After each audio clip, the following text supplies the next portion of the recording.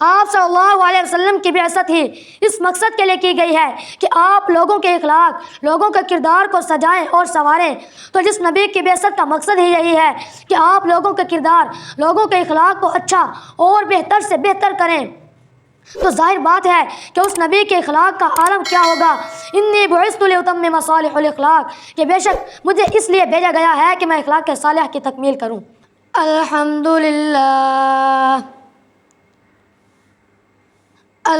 للہ وحدہ والصلاة والسلام علی من لا نبی بعدہ، اما بعد فاعوذ باللہ من الشیطان الرجیم، بسم اللہ الرحمن الرحیم، وَإِنَّكَ لَعَلَىٰ خُلُقٍ عَظِيمٍ، صدق اللہ العظیم۔ وقال النبی صلی اللہ علیہ وسلم، انی بعثت لأتمم صالح الاخلاق، رب اشرح لی صدری ویسر لی امری واحلل عقدۃ من لسانی یفقہوا قولی، رب زدنی علما رب زدنی علما رب زدنی علما۔ درود پاک۔ اللہم صل علی محمد وعلی آل محمد کما صلیت علی ابراہیم وعلی آل ابراہیم انک حمید مجید۔ اللہم بارک علی محمد وعلی آل محمد کما بارکت علی ابراہیم وعلی آل ابراہیم انک حمید مجید۔ نبی کی غلامی میں آ کر تو دیکھو، نبی کی غلامی میں آ کر تو دیکھو، ملے گا سکون آزما کر تو دیکھو، ملے گی تمہیں دو جہانوں میں عزت، ملے گی تمہیں دو جہانوں میں عزت، چہرے پہ سنت سجا کر تو دیکھو، زیارت بھی ہوگی شفاعت بھی ہوگی، زیارت بھی ہوگی شفاعت بھی ہوگی، درودوں کے نغمے سنا کر تو دیکھو۔ برادران اسلام، میرے بھائیوں، دوستوں اور بزرگوں، گزشتہ جمعے آپ حضرات کے سامنے قرآن مجید کی روشنی میں اخلاق نبوی صلی اللہ علیہ وسلم کا تذکرہ کیا تھا۔ اللہ تبارک و تعالی قرآن مجید فرقان حمید کے اندر ارشاد فرماتے ہیں، وَإِنَّكَ لَعَلَىٰ خُلُقٍ عَظِيمٍ، کہ اے نبی بے شک آپ عظیم اخلاق والے ہیں۔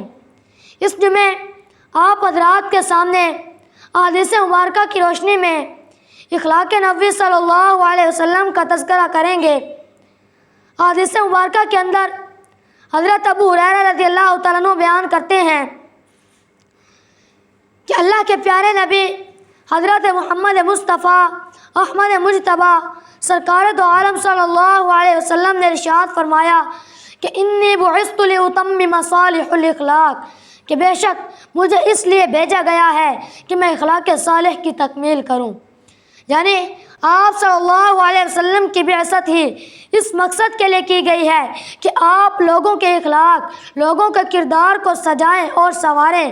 تو جس نبی کی بعثت کا مقصد ہی یہی ہے کہ آپ لوگوں کے کردار، لوگوں کے اخلاق کو اچھا اور بہتر سے بہتر کریں، تو ظاہر بات ہے کہ اس نبی کے اخلاق کا عالم کیا ہوگا۔ انی بعثت لاتمم صالح الاخلاق، کہ بے شک مجھے اس لیے بھیجا گیا ہے کہ میں اخلاق صالح کی تکمیل کروں۔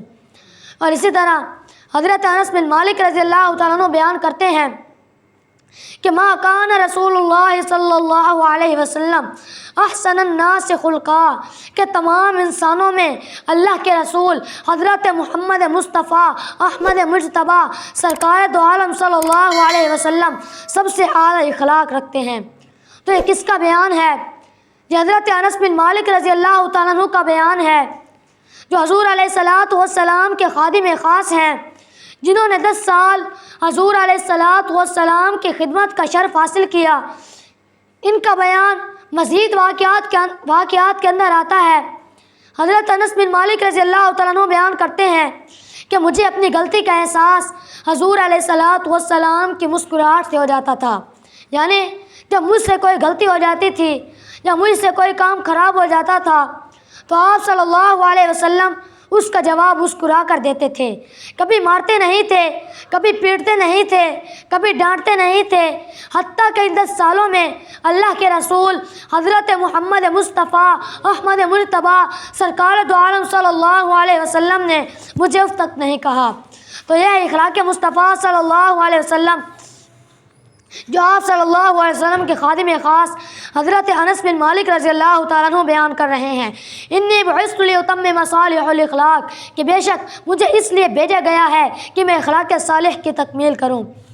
اور اسی طرح حضرت اما عائشہ رضی اللہ تعالیٰ عنہ بیان کرتی ہیں کہ حضور علیہ الصلاۃ والسلام یہ دعا کیا کرتے تھے کہ اللہم انت حسنت خلقی فاحسن خلقی، کہ بے شک اے اللہ تو نے مجھے اچھی طرح تخلیق فرمایا، بس اب میرے اخلاق بھی سنوار دے۔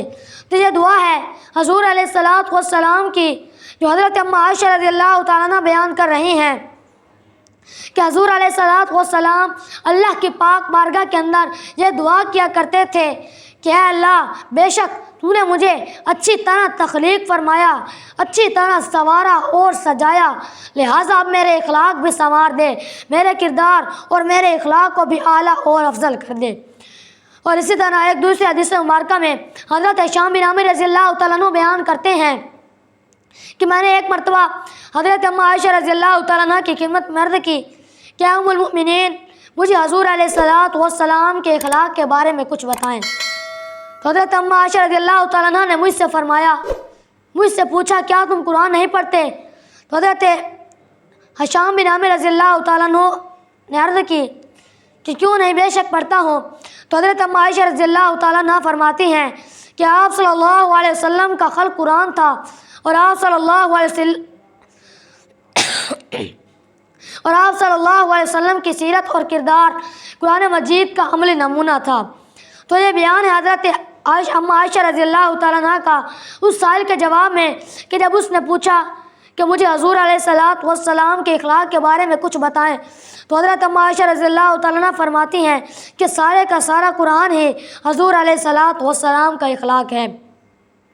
تو بہرحال میرے بھائیوں دوستوں اور بزرگوں، حدیث مبارکہ کی روشنی میں 2 واقعات آپ حضرات کے سامنے بیان کر کے اپنی بات کو ختم کرتا ہوں کہ حضرت ابو ہریرہ رضی اللہ تعالیٰ عنہ بیان کرتے ہیں کہ ایک مرتبہ صحابہ کرام کا مجمع تھا، حضور علیہ الصلاۃ والسلام تشریف فرما تھے کہ ایک شخص حضور علیہ الصلاۃ والسلام سے اپنے قرض کا مطالبہ کرنے کے لیے آیا اور اس نے سختی سے مطالبہ کیا۔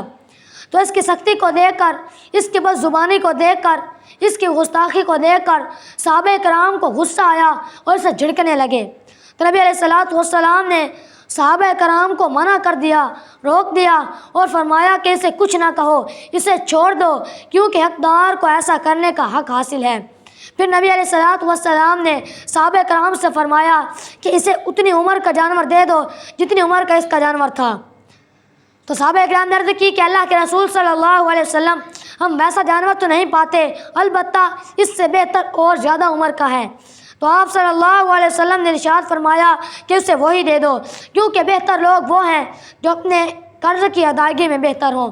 تو یہ ہے اخلاق مصطفیٰ صلی اللہ علیہ وسلم۔ اور اسی طرح حضرت انس بن مالک رضی اللہ تعالیٰ عنہ بیان کرتے ہیں کہ ایک مرتبہ ایک شخص آیا اور اس نے مسجد کے ایک کونے میں ایک گوشے میں پیشاب کرنا شروع کر دیا۔ جب لوگوں نے اسے دیکھا تو اسے جھڑکنے لگے، تو آپ صلی اللہ علیہ وسلم نے انہیں جھڑکنے سے روک دیا، منع کر دیا، اور پھر آپ صلی اللہ علیہ وسلم نے ایک پانی کا ڈول منگوایا۔ جب وہ دیہاتی شخص پیشاب کر چکا تو وہ دیہاتی شخص چلا گیا اور وہ پانی کا ڈول اس پیشاب پر بہا دیا گیا۔ تو یہ ہے اخلاق مصطفیٰ صلی اللہ علیہ وسلم۔ تو بہرحال میرے بھائی دوستوں اور بزرگوں، میری اس تمام گفتگو کا خلاصہ یہی ہے کہ اللہ کے پیارے نبی حضرت محمد مصطفیٰ احمد مجتبیٰ سرکار دو عالم صلی اللہ علیہ وسلم اخلاق عالیہ کے بلند ترین مقام پر فائز ہیں، جس کی گواہی دوست و دوست بلکہ دشمنوں نے بھی دی۔ لیکن آج ضرورت اس بات کی ہے کہ ہمارے اخلاق پیغمبر علیہ الصلاۃ والسلام حضرت محمد مصطفیٰ احمد مجتبیٰ سرکار دو عالم صلی اللہ علیہ وسلم جیسے ہو جائیں، تو پھر وہ دن دور نہیں کہ لوگ خود ہی دین اسلام کی طرف کھینچتے چلے آئیں گے۔ آج ہمارا یہ حال ہے کہ ہماری بد اخلاقی کی وجہ سے ہمارے معاشرے والے پریشان ہیں، ہماری بد اخلاقی کی وجہ سے ہمارے پڑوسی پریشان ہیں، ہماری بد اخلاقی کی وجہ سے ہمارے معاشرے والے پریشان ہیں، ہماری بد اخلاقی کی وجہ سے ہمارے گھر والے پریشان ہیں، ہماری بد اخلاقی کی وجہ سے ہمارے معاشرے والے پریشان ہیں، ہماری بد اخلاقی کی وجہ سے ہمارے بیوی بچے پریشان ہیں۔ یاد رکھیں میرے بھائیوں، دوستوں اور بزرگوں، راہ چلتے لوگ ہمارے باطن، ہماری نیت اور ہمارے دل میں نہیں جھانکتے، بلکہ وہ ہمارے اخلاق و کردار کو دیکھتے ہیں، وہ ہماری چال ڈھال کو دیکھتے ہیں، وہ ہمارے بات کرنے کا سلیقہ اور ملنے جلنے کا انداز دیکھتے ہیں۔ میرے بھائیوں، دوستوں اور بزرگوں، آج ہم اپنے باطن کے ساتھ اپنے ظاہر کو بھی ٹھیک کر لیں۔ تو میرے بھائیوں، دوستوں اور بزرگوں، اور حافظ ابن کثیر رحمۃ اللہ علیہ اپنے تفسیر میں لکھتے ہیں کہ نیک اور ایمان والے وہ ہوتے ہیں کہ جنہیں دیکھ لو تو خدا یاد آ جائے۔ اللہ تبارک و تعالیٰ سے دعا ہے کہ اللہ تبارک و تعالیٰ ہم سب کو اخلاق نبوی صلی اللہ علیہ وسلم کو اپنانے کی توفیق عطا فرمائے۔ آمین۔ وما علینا الا البلاغ المبین۔